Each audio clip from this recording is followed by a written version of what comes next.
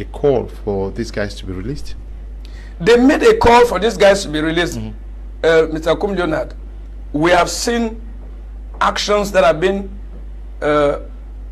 initiated by the international community in other countries. Let me even take the case of the African hero that died, Gaddafi. It did not take the US and France up to a week to connive and see that they placed Libya on fire and ashes, simply because they had interest. Gaddafi was not against their interest in that. Gaddafi was against their interest in that nation. In Cameroon, these countries have their interest. Excuse me for saying that. I'm saying this as a politician, and it irks me when I see fellow Cameroonians, my own fellow citizens, died, and then you get international community, diplomatic partners come to exercise hypocrisy. It is Ekane. I think that it's high time somebody told these people that the historians in this nation are recording down.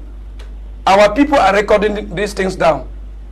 There will be a time when the cup of endurance will run over and people will no longer be willing to be plunged into the abyss of despair. They will be ready to support whosoever that is ready to stand up, no matter his walk of life that he comes from, or his political inclination, or no matter even his profession, to ensure that those who think that they can keep on plundering on the natural resources of Cameroon and then turn Cameroon into a haven of criminals who are loyal to them and who have no respect of human dignity in this nation, that time is coming. Like I said this is a time the international community has to prove to Cameroon that they have the interests of the ordinary Cameroonians who are the indigenous people at heart. Let me tell you something, Mr. Leonard. I was discussing with some people the other day, I think age people that are older than me, and I told them, I remember when the Germans came to Cameroon, my dad told me, before you were sent to school, it was because your parents considered that you were an outcast. The good children, those who were well behaved, were placed to be closer to their parents, and the rascals were those who were taken and given to the white man to be trained so that he becomes illiterate. And all these people benefited scholarship. All these rascals benefited scholarships, and they were taken out and were trained. They have all been in power for time since the last 3 decades, and they are the ones ensuring the interests of the colonial masters who are here plundering our resources. The wind of change is moving. Mr. Dimancho, I'm telling you, I'm a politician. I have been vying for change. The CRM that I'm a member and a cadre of the party has this manifesto. We have this in our slogan, peaceful change through the transparent ballot. But like I told you, within the ranks of all opposition and all stratas of life in this nation, I will not tell you that there are frustrations that are boiling up. There are frustrations that are boiling up. And if the regime in place is not careful, even those whom they are relying on, when the anger will boil up, even those that they think that are the ones that will protect them will turn against them. I mean those Cameroonians. Remember that the man who stood up in Egypt and decided that the Israelites were to leave Egypt, Moses was not somebody that had not grown up in the palace. Moses grew up in Pharaoh's house. The Bible tells us that he ate the food of Pharaoh. He had the wisdom of Egypt in him.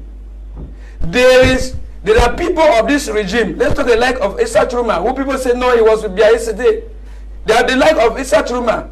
There are still many of them in the regime who are not happy. I want to tell you, when you look at the utterances of the current Minister of Communication with regards to the demise of Anicent Ekane, you understand that there are people with a lot of vexation with what is going on. So the international community should sit up and prove to Cameroonians, because we have lost faith in them, that they are there for fair judgment to be meted on those who are terrorizing their citizens worldwide, and not only selectively, especially doing that in countries where they find that their interest is not secured, in other countries where the leaders secure their interests through natural resources that are being open to them to exploit and even take back to their nations, while those countries keep on suffering in perpetual poverty.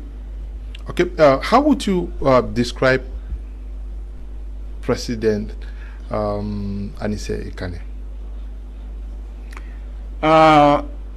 President Anicent Ekane was a man of his conviction.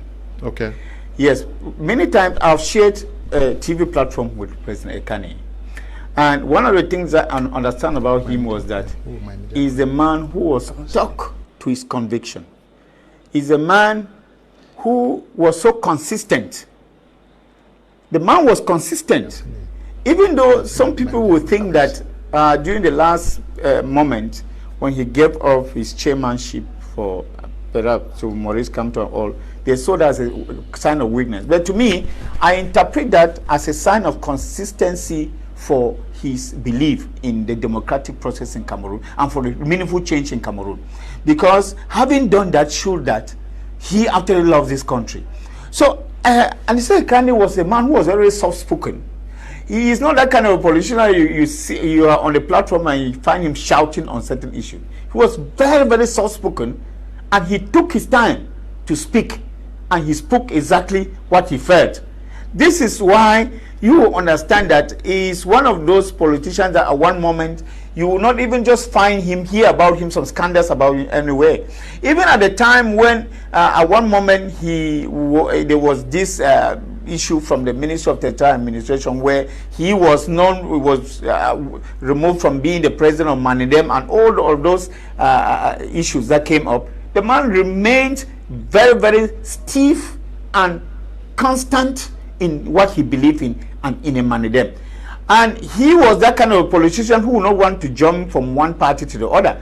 From the time I knew Anicent Ekane has remained very faithful to the UPC, to Manidem.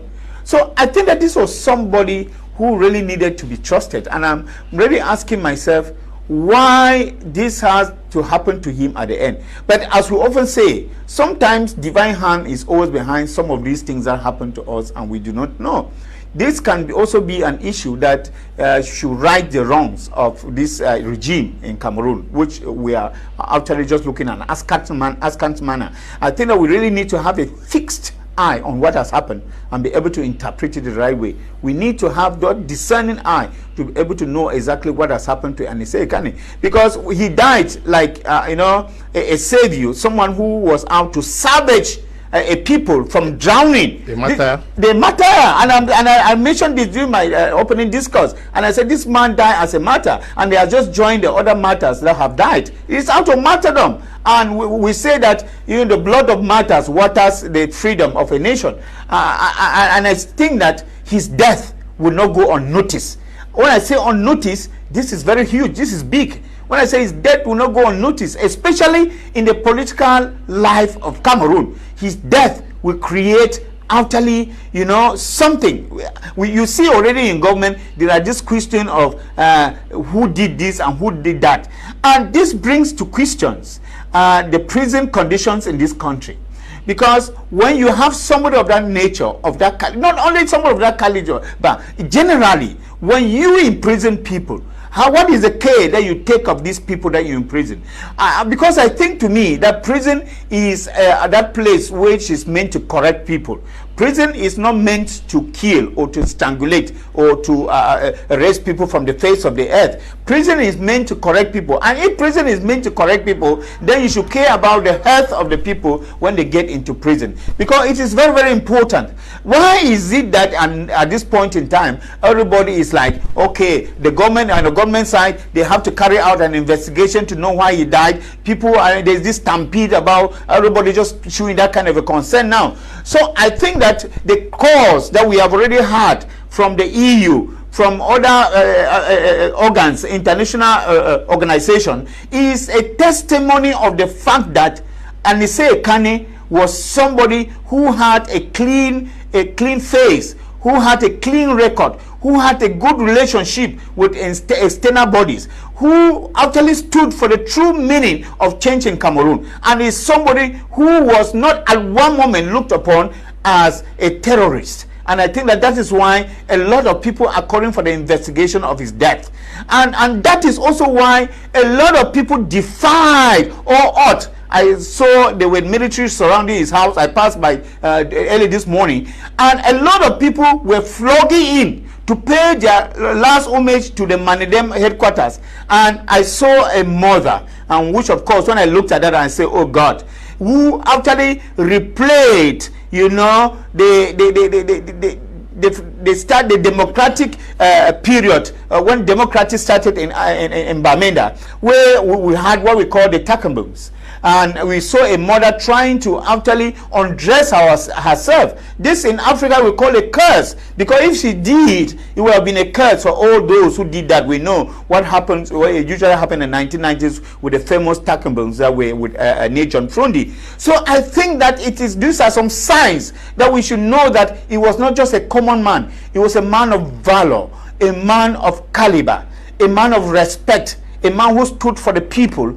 And of course, whatever sins or whatever political error he committed, he only committed as a human being. And that the image that I will have of this great man, whom I call the Iroko of politics in Cameroon, was a man that stood for his conviction, and the conviction stood taller than him. And that is why he was ready to even give us his life. You know, he sacrificed himself. He was able to sacrifice, to ooze out his blood to salvage the people of Cameroon. That is the man, Anicent Ekane. Are we seeing the departure of the cream, the last men standing within the ranks of the UPC? The likes of Kodok and that of Anicent Ekane today, I think that Ekane's death is special, very special from other persons, because Ekane are the intrinsic. He went beyond. He went beyond the UPC. He went beyond the UPC. Ekane, you know, we always have it that the UPC remain tied to their political cycle, and it's always very difficult for them to go beyond. But Ekane went quite beyond, and he proved to the world at large that at a certain juncture in life, there is an ultimate price to pay for one's convictions, especially when we aspire to leave a legacy for posterity.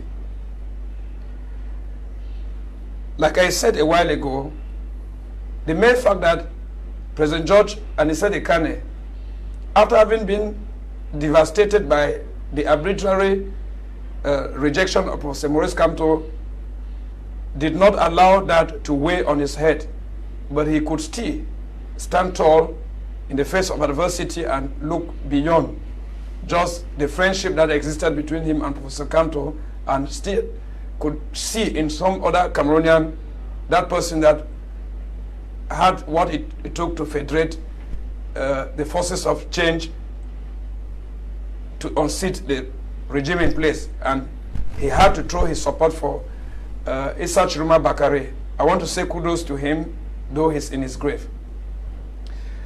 You see, the Bible holds it, those of us who read the Bible.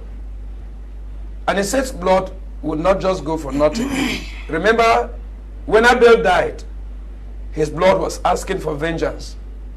Those who have it in mind that they can just kill people and then go scot-free, I want to tell them it's a lie from the pit of hell. It is true that they may have all the protection it takes on them. Some may go up to the essence of saying that it is no longer written in the Bible that the children can pay for the sins of their father, but I will tell you that the Bible doesn't contradict. God is not a God of injustice. Some of these people who have killed people have amassed wealth, and the wealth, they are killing the people because they want to keep that wealth in their bank's account. They stockpile it for their generations to eat right up to the fifth generations. The only way their generations might be saved, spared from the impending doom that is hovering over their families, is if they will refuse to eat that money, because that is money that is ill-gotten. It means the children would completely reject their parents' ill-gotten wealth, and that money is being directed into the state coffers and distributed to those who are suffering. But if that is not done, I will tell them that if you are amassing that word, killing people, using all the means you can do to place them under horrible conditions and abject poverty, arresting them and dumping them in cell, your children and your children's children are going to pay it, in as much as they will be eating that money which you got through the shedding of innocent blood. That money that you got through the pains of innocent people. I'm talking to them because when you go to church on Sunday, you see these people that are occupying the front seat. Some of the ill-gotten money, they even use it. They build churches. They think that that is going to save them. Okay. It's not going to save them. Marville Abe is watching us. Good evening to you, Marville Abe. Forbins Kieran, Richard Bache says, good evening, Mr. Liu. I'm watching from Benakuma, Esimbi. Prince Fende Bile. Good evening, Mr. Liu, and everyone in the studio. Tamja Joseph. Good evening, Mr. Liu. I'm watching from Douala. They are all watching us through our social media handle. Good evening to all of you watching us on Facebook, and we are glad to know that you follow us every evening. The government and the Ministry of Defense has promised to engage investigations. Dr. DiMaggio, this is what almost everybody is saying. The international community says we want to understand the circumstances under which President Anicent Ekane died, and the family also wants to get clarity, his political family as well as Cameroonians. Yes, and I see the act of the government as an act of pretense, because even if, because I'm looking at this point, and he said, Kane, to me, his death was programmed. Programmed in which sense? If somebody has an aspirator, or a respirator as a lifesaver, and you know that this is what sustains, this is the medical equipment that sustains this man, and then you deprive him of that equipment, what have you done to the person? Is it not an assassination? It means that you have deliberately, premeditatedly killed the person. So what is the autopsy investigation about? Yeah, but this is, the arrest was done by some persons. Now investigations have been requested for by a different department. Maybe the situation was malhandled. It's like sending a child to go do something, and the child does something else. You need to know why they did what they are why they did, for possible sanctions. Well, Mr. Kum, I take it from you, but to me, it is too really weak to talk about it that way. You followed what happened in Nigeria, where a general was stripped of his rank. Yeah, exactly. So it means that the government asked him to engage something, but he took upon himself to do other things. There's a lot of scapegoating in this thing. Yes, in a regime like this, when something is right, it is of the regime, and when it is wrong, it is you that was sent. What are you? What are you saying? I just want to. What I'm saying. I wanted to chip in. Let me tell you something.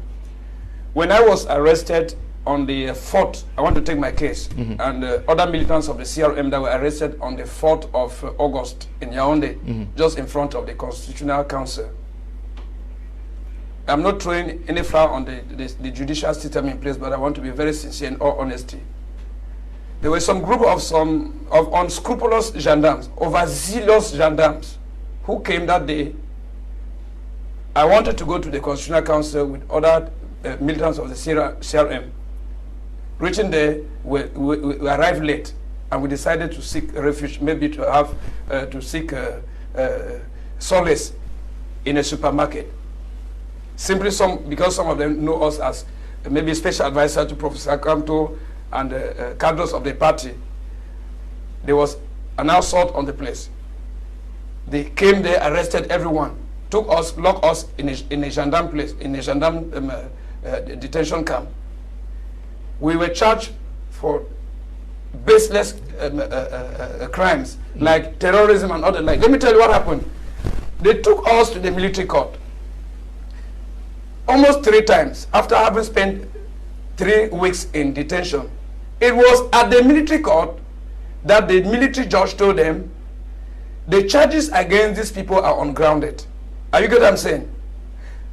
Go back and complete the investigation. They took us back for completion of investigation. After completion of investigation, the charges were reclassified and they sent us to the court of first instance. I want to tell you, you understand. There are those who, let me say, that's the overzealous. They are overzealous. Yes, no, we understand that. That is true.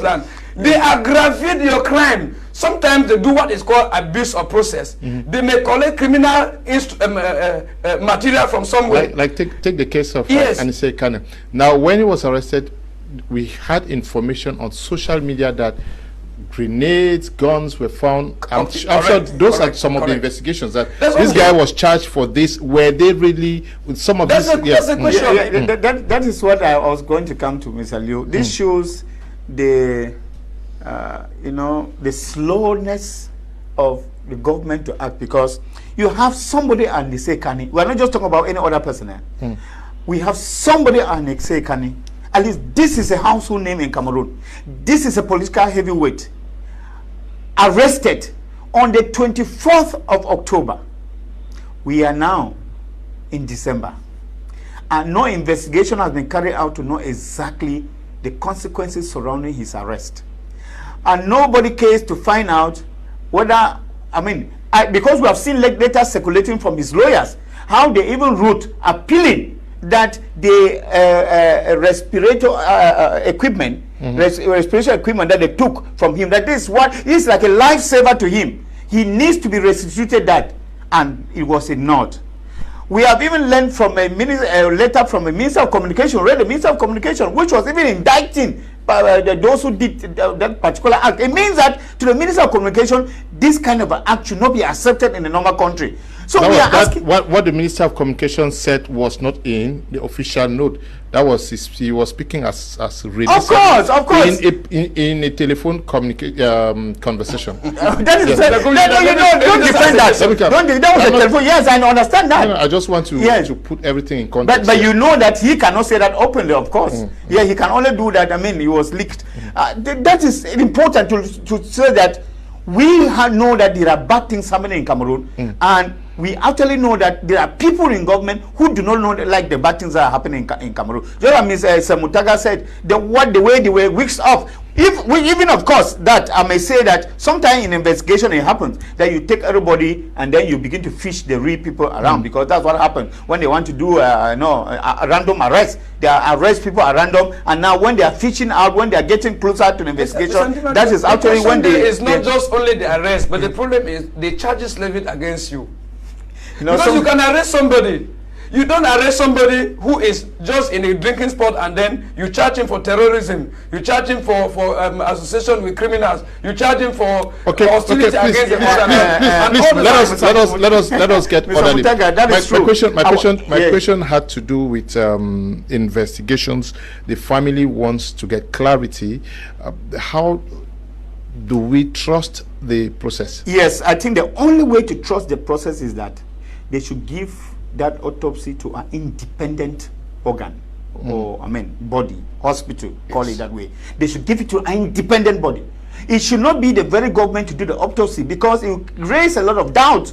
Of course, Anicent Ekane died in a government facility, and we cannot still say that we give the autopsy to be done by a government facility. I think that the government really wants clarity on this issue, which of course I've seen that there's some good faith. Whether it is because of the pressure that is mounting from the external bodies or whatever, but there is some good faith to do it. Let them listen to the family. The family has said it can only be done with, they will only accept that if it is done by an independent body. And this is good. But if they think that there is really nothing about it, I don't think there should be any hesitation about that. So I think that Cameroonians themselves, is not only about the family.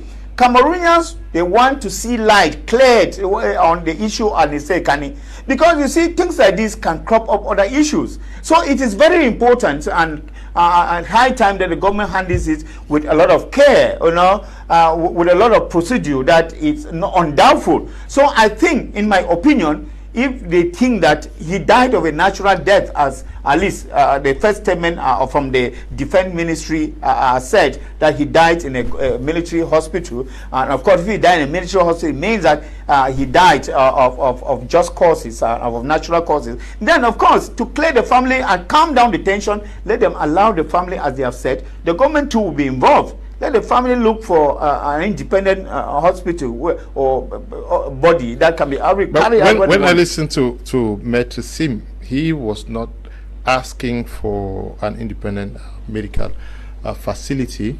He was saying that the government should use a government facility, but they want the lawyers of Anicent Ekane to also get the services of a private doctor in the process, involved. Of course, it is the same thing. It's the same thing. Let the government do theirs, and then let them give the private doctor to do theirs. It's the same thing. Yeah, of course, because they may not totally trust the services of the government hospital, just as the government itself cannot totally trust the services of the private ministry. Yes. Both should do. Yeah. Both should do, and let them do it disparately.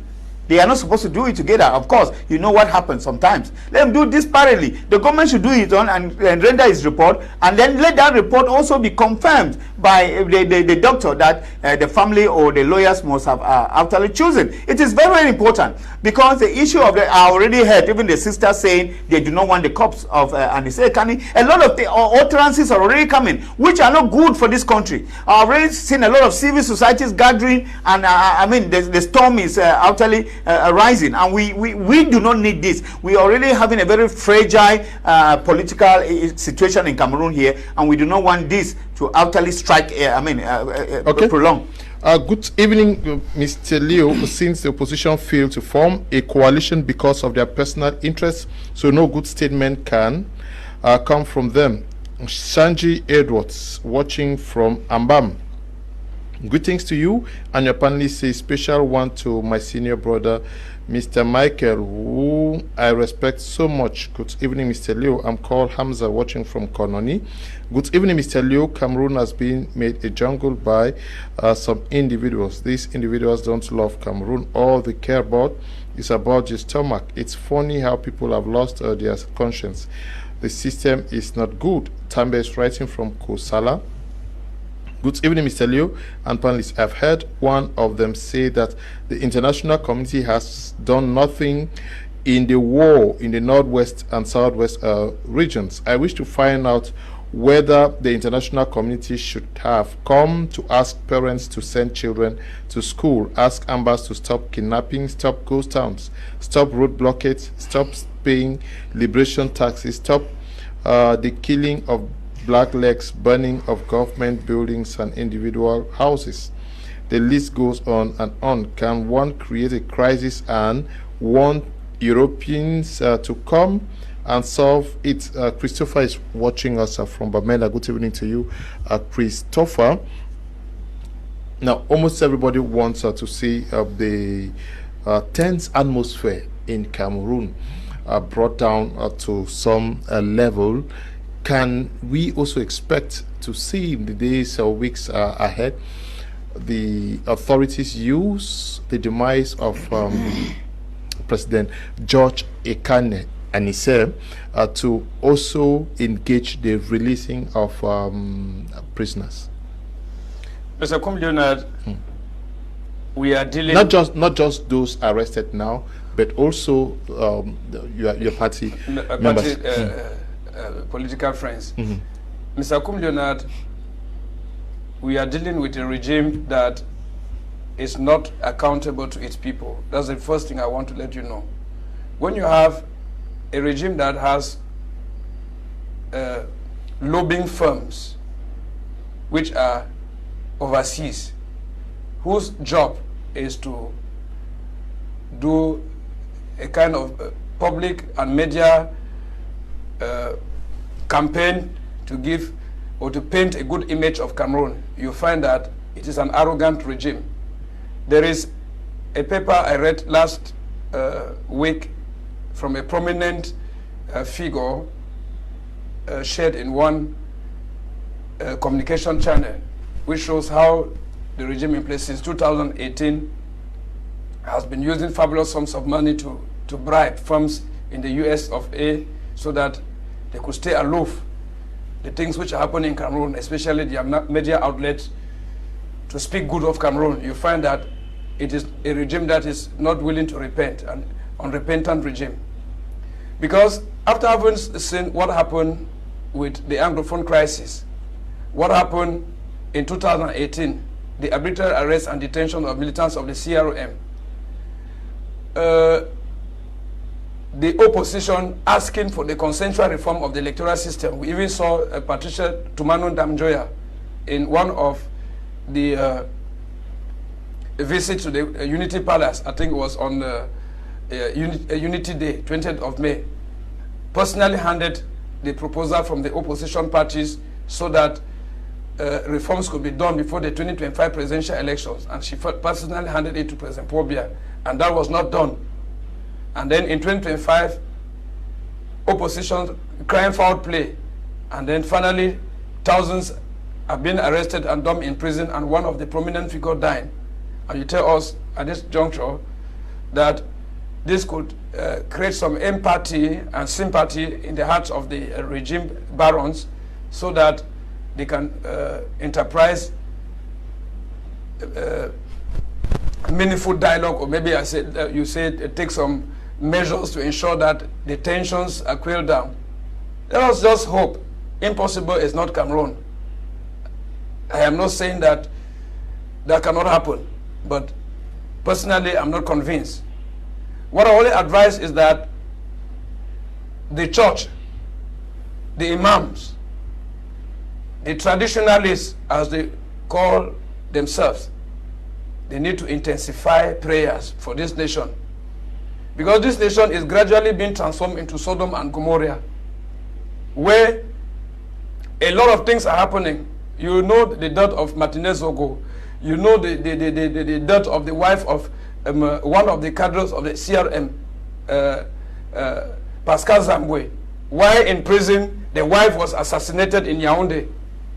After the assassination of the wife in Yaoundé, he is in prison mourning the wife. His own son was arrested in Yaoundé and dumped at the Koniki Central Prison. The son is there 5 years. You arrest a man, dumped him in prison. The wife is left behind, being assassinated. Just after assassination, the son is arrested and dumped in prison. Honestly speaking, it means that if there was a way to kill the man in prison, he would have been killed. Those are instances that tell you that what interests the regime in place is their stay in power. In as much as they have that guarantee that they can stay in power, then they are ready to be at peace with any other person. But since we also have Cameroonians, especially of the genuine opposition, that would not want to play the hanky-panky game, there are bound to be cases like that of George Ekane that would be in the future, arrest and other like. You remember that I just said a while ago here, on the 29th of November last, in Yaoundé, Professor Maurice Kamto, he was placed on house arrest. Just imagine that if he had decided, maybe, or the militants have decided to go to his house to oppose, like you saw what happened with President Issa Chiroma in the north, it would have orchestrated another killings of Cameroonians in that place, because we know exactly what usually happen if there is such resistance from the civilians. The issue is that unproportionate force is always being used. What I want to say is the status quo, what is happening in Cameroon, will only need a special force. I'm saying it's a special force. A special force to change it. And when I talk of a special force, I'm talking about the mutualization of our efforts. The games of interest that are being played between or among the oppositions in this nation is what is maintaining the opposition in the present stage, which they are unable to take over power. Okay. Good evening to you, Alan Ayumbi watching us on our Facebook page, and to you Collins, Christian Azewo Mumbe, and to you Enene Alain, Prince Frende Bile. All of you guys watching on Facebook, we send you special greetings. I'll take 2-3 messages. I am Ram Francis watching you live from Guinea. I think democracy should be promulgated by institutions rather by citizens. This is because as individuals, one is vulnerable and liable to death. How is it possible that citizens are arrested, people don't advocate for their release, but when they are killed, everyone is concerned? Lastly, what happened to the church leaders, especially the Catholic church leaders? Well, we thank the few who have spoken out, but if you ask me, I will advise the Bishop of Bamenda to please speak for the Christian people when it's still early, before they turn to generation that doesn't need their church leaders anymore. Thank you, Prem, for this opportunity. Thank you too for watching and contributing. This one from Eli Lino, writing from the United States, says democracy in Cameroon is an avenue for oppression. Those in power use it to eliminate patriotic citizens who actually stand for nation building, so they can continue their business of corruption and oppress the masses. Okay. Zuma, writing from the UK, says, good evening, Mr. Leo, and everyone on the panel. The crimes that some people are perpetrating on individual souls have made the land infertile to peace. The only thing that can save Cameroon today is for Cameroon to be liberated all political prisoners and render justice on the assassination of Martinez Zogo. Anicent is a martyr and history will remember him. Special greetings to my old friend in those days, Quarter Bamenda Semutaga. Zuma is writing from the UK. Someone is, that is Ram, who is writing from Guinea, says that many persons are quiet when they were arrested, and many more persons have been arrested, and almost everybody comes out now to talk when people die, wanting the church to be more vocal. Yes, it happens in everyday life. You know, when you are with a friend, when you are with an acquaintance, when you're with someone, you don't value the person so much. It is natural. Imagine the person dies, that's when regret starts. If I knew, it happens. This is just because we are so human and short-sighted.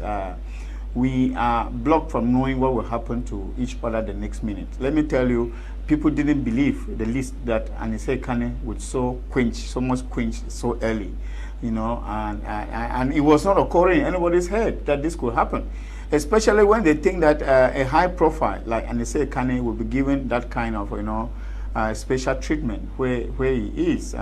We pity the situation. And that is why we are almost so surprised. Like we say, if gold should rust, what will iron do? If a person like Anicent Ekane should be treated this way to the point of death, dying this kind of a disgraceful and shameful death, then what will happen to the common prisoner in the New Bell, in Konengi, and all of those places? And that is why I find a lot of people expressing, and of course, it dawns on people afterward that this fight is supposed to really be a collective fight. So they have a mixture of sympathy and they have a mixture of regret. You know, it is all interwoven. And people think that, oh, if we knew, we would have joined forces with this person. And that is why I said, if this is not handled very carefully, it sparks off another issue. Because at this point in time, it is very easy for some opportunists to take advantage. It's very easy for some political parties to take an advantage. It's very easy for civil society to take an advantage.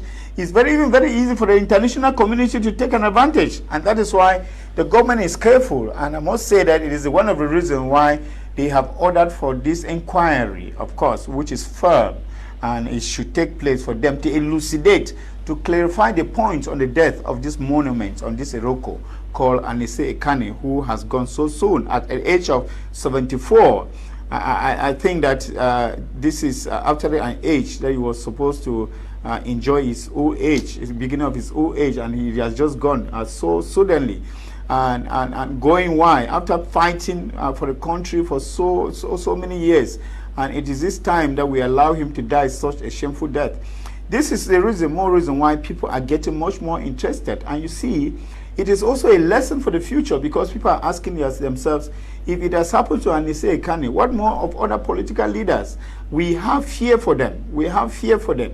And that if we do not stand up and speak why these people are still here, we will all stand and we will stand after and talk in rest in peace when they must have gone. And what would that serve us when we are indifferent in the face of injustices? Because they say that if you stand, you are indifferent in the face of injustice, it means that you are condoning the injustice. And many people are now seeing the fact, and this adage is coming true to life. It is now being incarnated with the death of Anicent Ekane, and people are understanding that it is high time that Cameroonians, they rise up. And that is why you saw the mobilization that happened around the Manidem area this morning. And this is not all. A lot is being planned to happen in the coming days. And therefore, it is high time for the government to be able to calm down the situation and let people have. We know that we cannot bring back Anicent Ekane back. We cannot bring back Anicent Ekane. But we know one thing for sure is that we can preempt other similar issues from happening in future. And that we need to give an assurance. To be a politician is not a sin. To be a politician is not a bad thing. To be a politician is not an error. And therefore, being politician should not be equivalent to death or dying this kind of shameful death that we have had. Let us actually allow people to exercise their own responsibility in Cameroon, because Cameroon is also built by politicians, and it's very, very important. Does this scare others from venturing into politics? Mr. Leonard, politics is like a calling. It's like a calling to some of us. I remember the years back when I was in my bed sleeping, and it dawned on me that I should join politics. I was then the secretary of the Apostolic Men's Association, and the Apostolic Church is one of those churches that consider politics and religion to be diametrically opposed. So if you have it as a vocation, it will not scare you. It will not scare you. I remember no woman can be scared simply because she delivered the child through cesarean section, or because they had been pain, or she saw another woman giving birth and died on the maternity bed, giving birth to a baby. If you are genuinely called to politics, you understand that there's always a price to pay. Even Jesus Christ himself paid a price. But then, you know, there are things that happen to the ordinary eyes. They might seem very, very bad, but God allows it for a reason. It's true that the death of President George Anicent Ekane is painful, and really painful indeed, because President Paul Biya, who is at the Supreme Magistracy of Cameroon, had always said it, that he wants to be remembered of as the one who brought democracy in Cameroon. And we're asking ourselves, is it the kind of legacy he wants to leave for posterity as the one who brought democracy in place? The politicians of the genuine opposition, starting from John Fundi, you come to Professor Kamto, and others who are in the opposition, know exactly how the political landscape in Cameroon is. It is scary, quite true. But then, there is nothing worth dying for than dying, especially in fulfilling a mission to which you were called for by divine voice. What we are scared of, Mr. Leonard, is not the barbarism of the regime in place as politicians of the opposition, those who have been fighting. We are only scared of the fact that the ordinary citizens whom these politicians are fighting for seems not to understand the real meaning of fighting for change in a political climate like Cameroon. You will find a country where people vote at time and then they fold their arms and they're in the bar drinking their beer. They say, oh, After maybe when votes have been rigged, they say, oh, Chiroma has failed. Or they say Kamdo has failed. We're expecting that he would dive in A2D and hold Mr. Bia or hold this so person on the neck and pull him out from the Unity Palace. Many do not understand that political change necessitates collective and sincere, genuine commitment of all citizens. That is what scared most of the opposition politicians. It is not even the barbarism of the regime.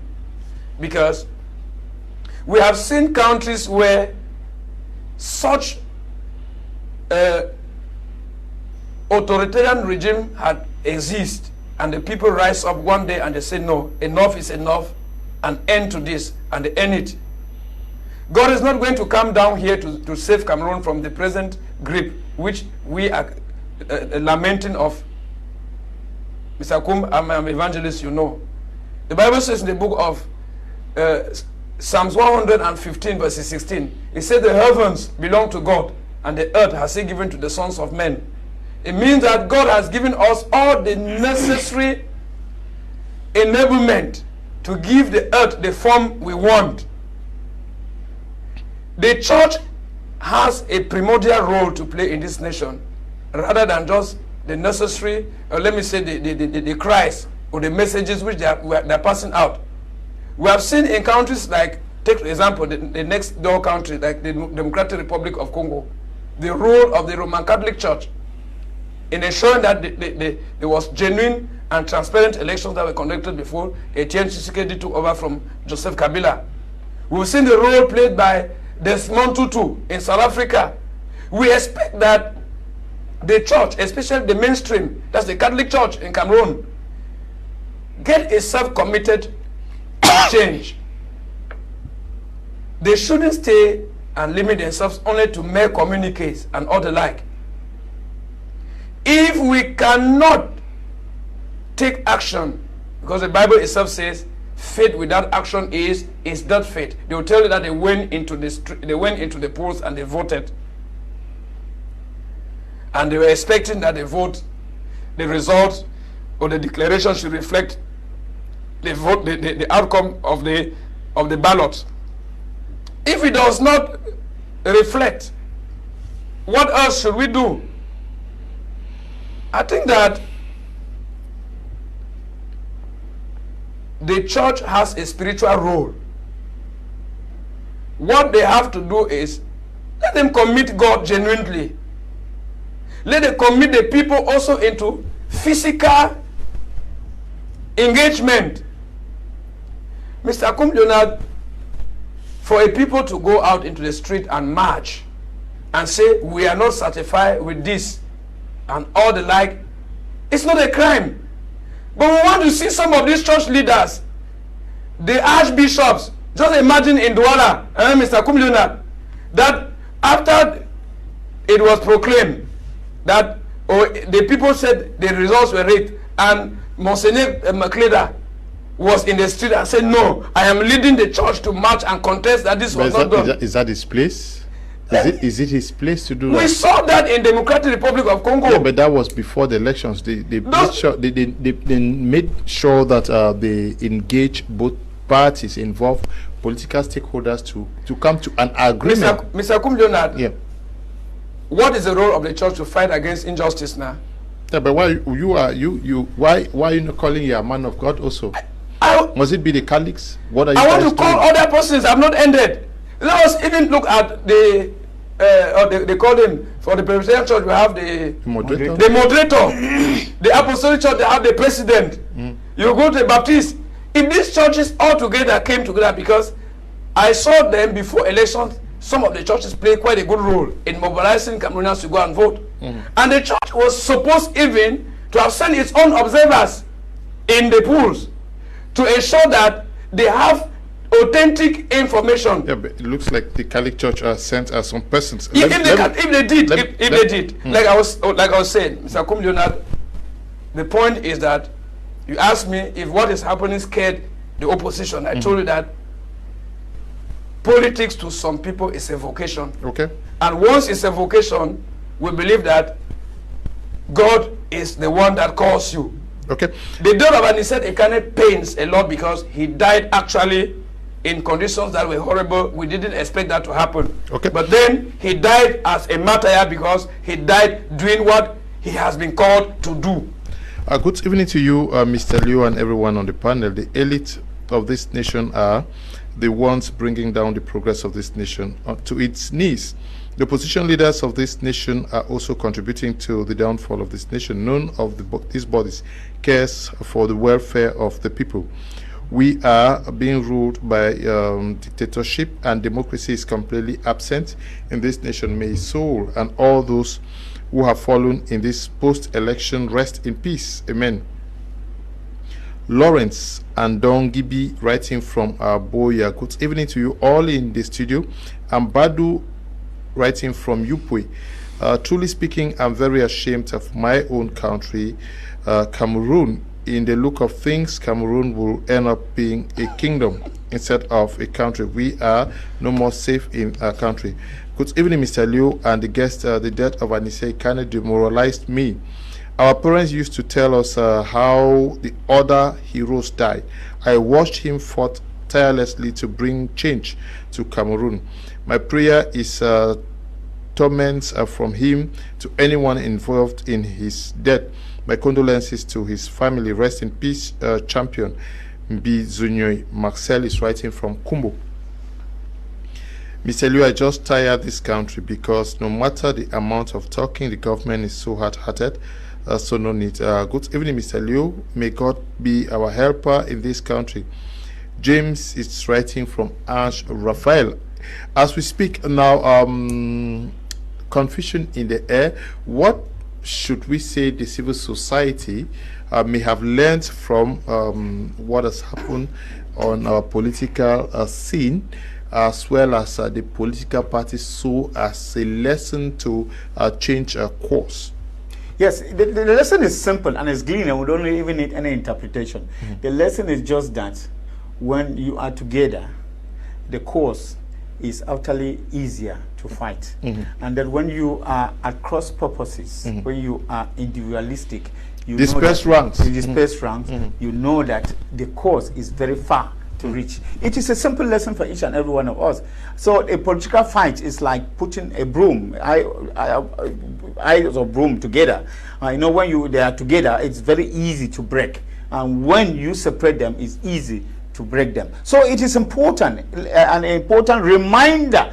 To me, I really think that it's not even a lesson for them any longer. They have learned the lesson. It's a reminder of the previous lesson that they have learned. And the previous lesson they have learned when you are joining activism is also that it's all because now that's what we call political party moral association, moral organization. Because you can moral because it is not owned by a single individual. You know, you cannot form a political party alone.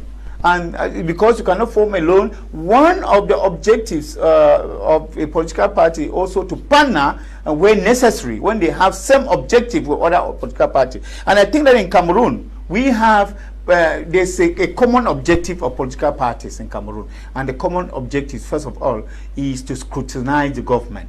And those who refuse to assist or to join in scrutinizing the government, I should call them as the common parlance black legs. And this is what has been happening in Cameroon. That we have had so many political parties. Well, we say that some are even formed by the government in place in order to shatter the other political parties. Because when we talk about alliance, and before you know it, people have gone at cross purposes. And you ask yourself what is happening. And now we have come to understand that the government too is playing a role. So the lesson too for the civil society is also that because many people join the civil society with the aim of being seen and then pinpoint to join other political parties. We have seen that happen in the past election, Mr. Liu. And I think that is a very important lesson for civil society to know that they are also there to sensitize the masses. The civil society has a role in politics, and their role is non-partisan, but their role is very, very fundamental in education of the masses. And that is very important. And that when you have a country that is lukewarm, that is nonchalant with issues of politics, then the civil society has a question to answer in that perspective. It means that they are not doing their job. Secondly, the civil society has as responsibility to cry foul when politicians are being unjustly imprisoned. It is your obligation and your responsibility. Well, in the case of Anicent Ekane, we have seen very few civil societies who have written and who have talked about the incarceration of Anicent Ekane. Do you have the impression that they are scared themselves? Of course, targeted? Of course, I already talked about we are living in an authoritarian government, authoritarian society, whereby everybody is afraid to talk about his point of view. Remember, it is a point of view of Anicent Ekane that took him to prison. It is not because he killed. It's not because he organized an uprising. It's not because he organized a coup d'etat. It is just simply by his point of view. And I said already, if a person in the name of Anicent Ekane, who is a household name in this country, the government is not even afraid to take him, and knowing that what the consequences can be, the government is not afraid. Then who is a small civil society that comes from a small place and wants to talk? So I think that it is like when you want to take frontline activism, you should be prepared to die. This is what that is the translation that we are having in Cameroon now. They don't take on politics. It's just that people like Semutanga, if he was a chicken-hearted man, he would have abandoned. Because, I mean, you have been in this place in the cell, Kondegi. I mean, 4 times. I think that that shows how daring you are. And you are standing your ground. So you think that and it does. Some countries have given us examples of them. You said DRC Congo. Tshisekedi is a son of the man who fought so hard in the politics of the DR Congo for so many years, but it is the son that came and took over. So the man wasn't chicken-hearted to see that they were treating the father badly, and then he absconded. He didn't, but he kept on going. I'm giving an example now according to the tenacity of people like Mutanga. So I think that people are afraid to talk. People are afraid for their lives, and I think that you cannot eat your cake and have it. If you think that you are afraid of politics, don't engage into it. And that in politics in countries like Cameroon, it has proven that the civil societies who are there really need to sensitize themselves, take the decision to be civil society. Politicians, those who are forming politics, if it is really real politics that they are forming, that they are coming up with, they really need to decide, because they know that even their words, even with their pronouncement, will take them to places where they will never have loved to ever go. And these are the kind of places that I've taken Anicent Ekane to. One of the things that people are forgetting to know of Anicent Ekane is that the prison has always been like his second home.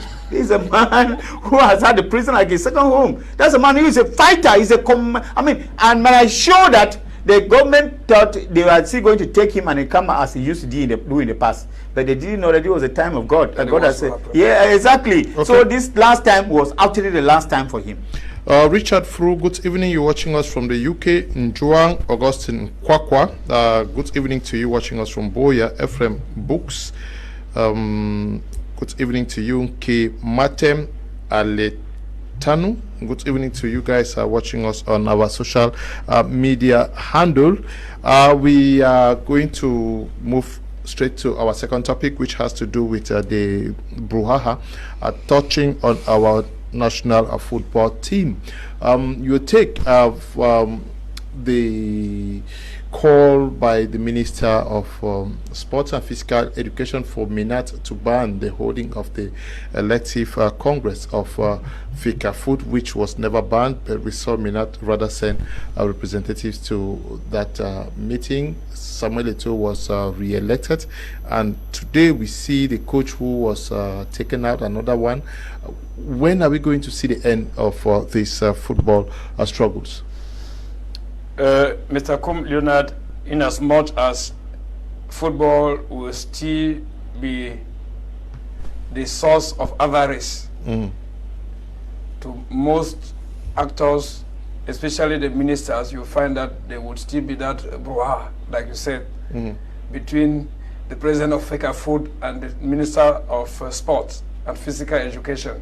Because don't forget, the bone of contention here is money. It is money. And everyone that is putting his eye on football, especially those who matter, is because they are looking at exactly what they will gain.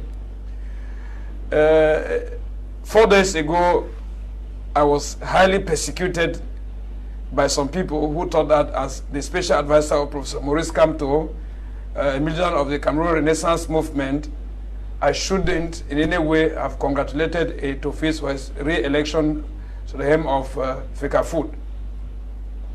Some said it's a form of distraction, and I told them emphatically that even the creature itself is subject to vanity by the same person who has subjected everything in hope that they will be delivered. Even if they think that it's a creature of the regime in place, I think that Eto'o himself would not have loved to succumb to the whims and caprices of the regime willfully, because I have seen Eto'o came here one time. He wanted to create a football school, if some of you have fresh memories, and that had to face, it went with a lot of opposition around Kribi, and finally he relocated to Gabon, in Gabon.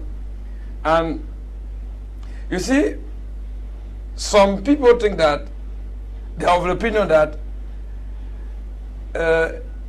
Eto'o has a vision for Cameroon's football, and he would not want to spend his youthful life and go unnoticed, especially after his taking on retirement from football.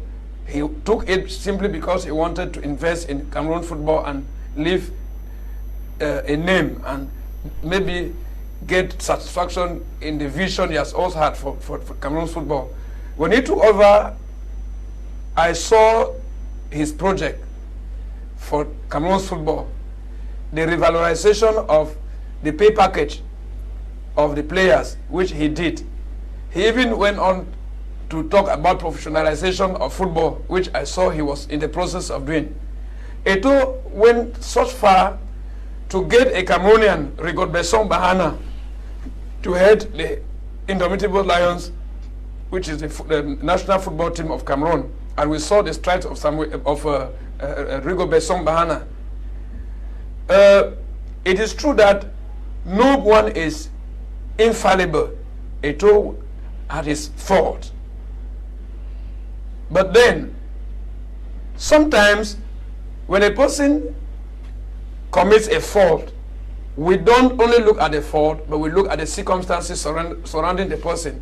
Is it because of overzealousness, overzealousness to do a job? Some said he was not taking advice from other stakeholders and other like, but that's not what really interests me. My point here is that of the autonomy of Fecafoot in exercising its legal role, and that of Eto'o performing the role of the president of Fecafoot. The former coach, Mark Brice, honestly speaking, Mr. Leonard, I'm not kind of a person that I think honor should be given to whom it is due. The mere fact that I saw him, or I used to get him say a lot of things which are uncalled for, especially on a man like Eto'o, who is a football legend. Because sometimes they say the prophet is never respected in his own homeland. But I'm not of that person, those type that think that a prophet should be minimized, should be treated as an outcast in his own nation. Maybe because some witches and wizards have decided to sold him out to some, you know, they say if the house does not sell, the outside does not take. Because if some people did not sell Eto'o so low to such a person, he will not. And Eto'o was relegated to the background. They had a lot of tussle, and such tussle between the Minister of Sports and Physical Education and Eto'o only produced what we saw today.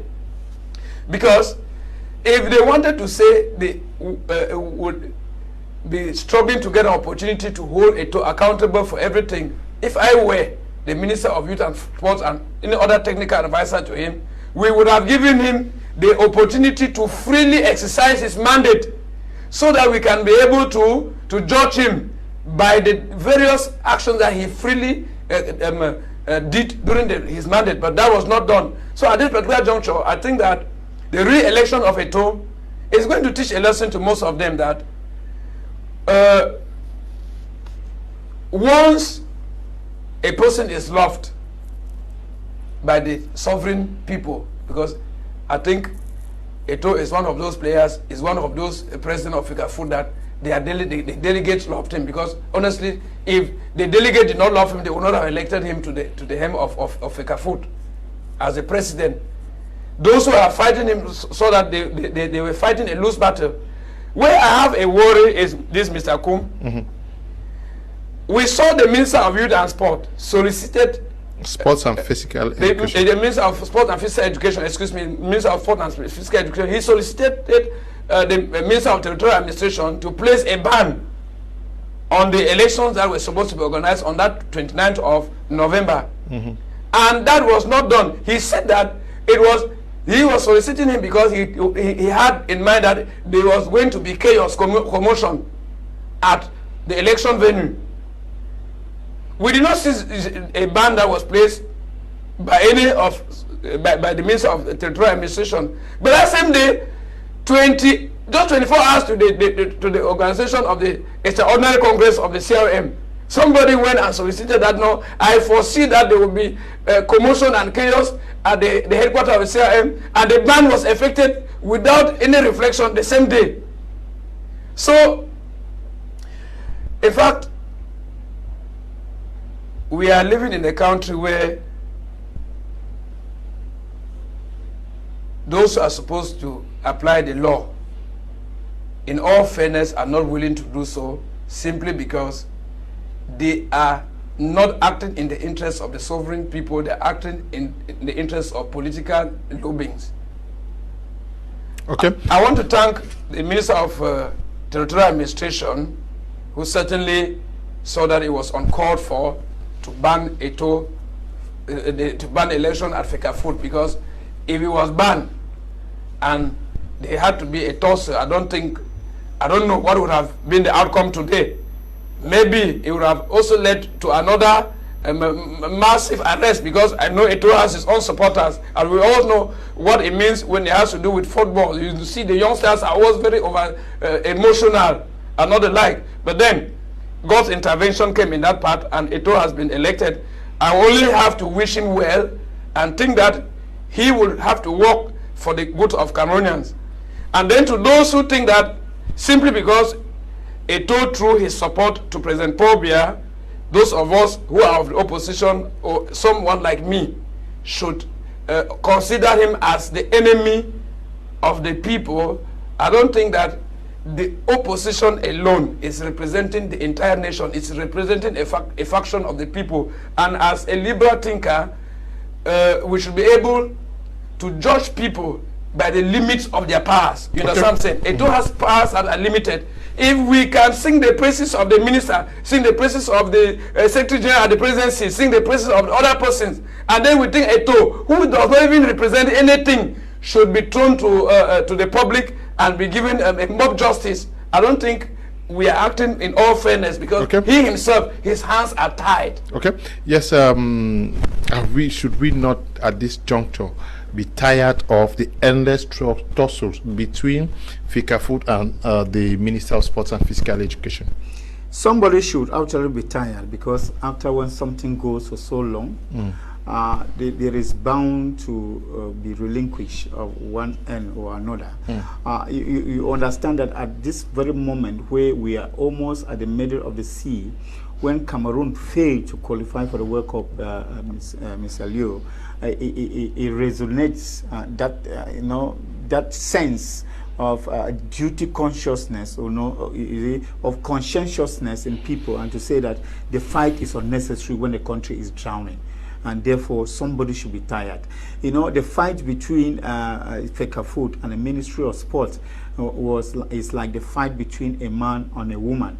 And in literature, we usually say that for a man and a woman, for a marriage to be successful, one of the partners must die. And when we say die, of course, that is to say that what? one of the partners must be submerged, must surrender. And this is exactly what has to happen. Either the surrendering should be by voluntary will or by force. It is a clear sign that one of the partners must die. And of course, in Cameroon, one of the partners died. And that is why we had the election at the Fecafoot. It is a sign that we were tired. This is a country where the head of state quoted, a team, and then the head of state quoted in so many of his speeches, and he's put that as a pedigree, as the apogee of every ascendancy, of every success in Cameroon. He mentioned it with the indomitable lions, until even if you did, when you did well in your marriage home, they say you are an indomitable husband. And I think it was important for us to able to follow that, and that at the very moment we had that drastic turn down, fall that we had until we became a mockery of in Africa. I think it's a time that somebody should even get tired, even if for nothing, you should get tired. And I'm sure that reason came over somebody. And we say the invisible hand, because like they say biblically, and Samuntanga would quote me right, the kingdom of God taken by violence. And I think this is what happened this time around, that the Fecafoot boss, who is Samuel Eto'o, has to say, I also know my rights, and this time around I'm taking my right into my own hands. And it was time that somebody listened. You will see how somebody was crying like a little baby that was refused food, and trying to garner the Ministry of Territorial Administration to come forth. I do not know whether it was true, some prophecy or some sorcery or some whatsoever. They saw that there was going to be commotion or public disorder in the thing, which never happened. It also falls back to some of the pastors today, Samutanga, who gives false prophecy, because I know a false prophecy was given that there was going to be an uprising during the Fecafoot. Of course,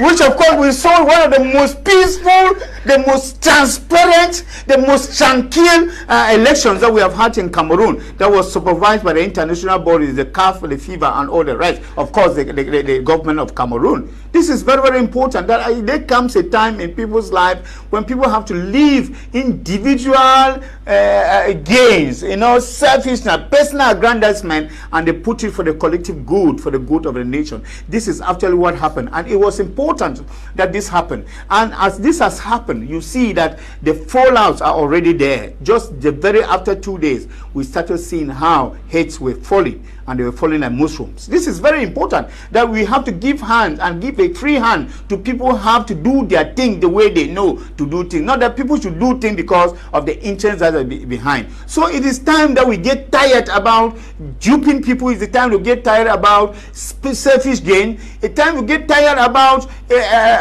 nepotism, favoritism, corruption, and all that. It is time that we actually get tired and put the collective good ahead of us. And this is exactly example that are started in Fecafoot. It is time that we also stop talking about the issue of high instruction when it comes to doing something right. That when it comes to doing something right, there's no issue of high instruction. That is the issue of you, the boss, who is there to serve the purpose of the people, and and you serve the purpose of the people with selflessness. This is the time. It's time to get tired. That it's only good that can triumph over evil. Of course. Now, let us. Do you believe the fight is over? I think that the fight of the truth is over. Some people can now begin to go diabolically in the night, like we saw the owl on the window of Samuel Eto'o and whatsoever. Let people now go diabolical fight. But we know that the fight of the truth is over, because the fight of the truth the election was the fight of the truth. And that is why, and I take my defense and my data from the fact that we have the highest governing body of football that came to supervise the election. And immediately after, the highest president of football in the world, Infantino, sent Samuel Eto'o a congratulatory matrix. Means that he got the information from the holy ground that the elections were free, fair, transparent, and that the truth triumph. If somebody wants to come to bring falsehood and continue to fight because what he wants to eat, let me tell you, posh belly will catch people. Let people be very careful, because the truth must triumph over evil. And now that people are being given their free hand to work, let them be able to judge them through the free hands. Because now nobody can judge Eto'o from the failure that were failed to go to the World Cup. Why? Because there was that fight.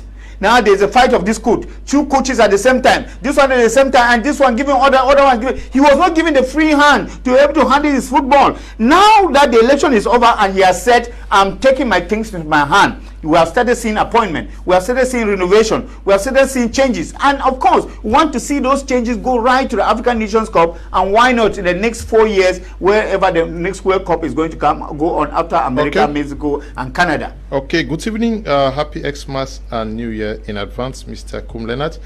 And to you all in the studio, the time has come for all Cameroonians to come together and put the devil to shame. I pray His Excellency President Paul Biya, with his authority, give a presidential pardon to all political prisoners. Let there be light during these periods of manipulation by the powers that from the underworld. It's Tagen Donatien Tebuk Eyong, writing from Bomenda. Good evening, my dear brothers. I must commend that you guys are doing a great job. Mr. Kum, politics is a calling and a profession. It's a profession where intelligence, kindness, goodness, compassion, and a little bit of emotion are employed for the interests of the people, not the politicians themselves. That is why politicians are nominated and elected. What is happening in our country is lack of fear of God. But what is good is that Almighty is watching. Okay. Good evening, Mr. Liu. The death of our father, Anicent Ekane, is a disgrace to Cameroon democracy. Why? Because nobody opted to stand for his release. Neither the lawyers, civil societies, and even his party, despite knowing his health condition. For our government, it is a disgrace because they think power will last in their hands forever. But God has the final say over Cameroon. One day it will be over. So sad. Caroline is writing from Bonaberry. Good evening to you, Mr. Leo, and everyone on the panel. Okay, we want to say thank you to all of you who have watched this edition, and especially to you, Semutaga. Thank you for coming. Thank you, Mr. Leonard, and I want to use this opportunity to implore my fellow men of God to continue interceding for our nation, because the highest Christian service is the prayer of intercession. It's intercession.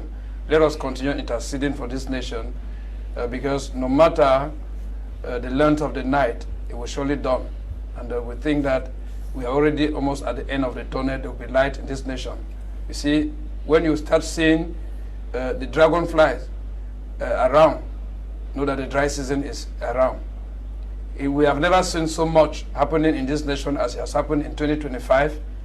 I have hope, I'm optimistic that soon the operation will be over and God Almighty is in control. Thank you so much. Thank you too, Doctor, for coming. Thank you, Mr. Leo. Please, if just permit me be able to say a special happy birthday to my dad. Okay. Papa Francis Ndimancho. He turned 84 exactly today. Congratulations. Oh, of course, thanks so much. I'm one of the few blessed people who still have their parents. Birthday To you, exactly. And a lot of celebration is going back at home. Of course, he's still looking very firm, very strong. And I made a joke to someone today. I say I'm aging more than my father already because he still looks strong. So it was a pleasure for the family to be able to celebrate him today. I was not able to be there, but that know that I am with him in spirit. He is one of those persons who has constantly reminded me about the virtues I have learned as a child, the things that he taught us, and I've kept that into practice. So I wish you that, Pan Dimancho Francis, a very, very special birthday, and may God, the infinite mercy, continue to accompany you in your life. Thank you all for watching. Thank you to the production team. Also, stay blessed. Bye-bye.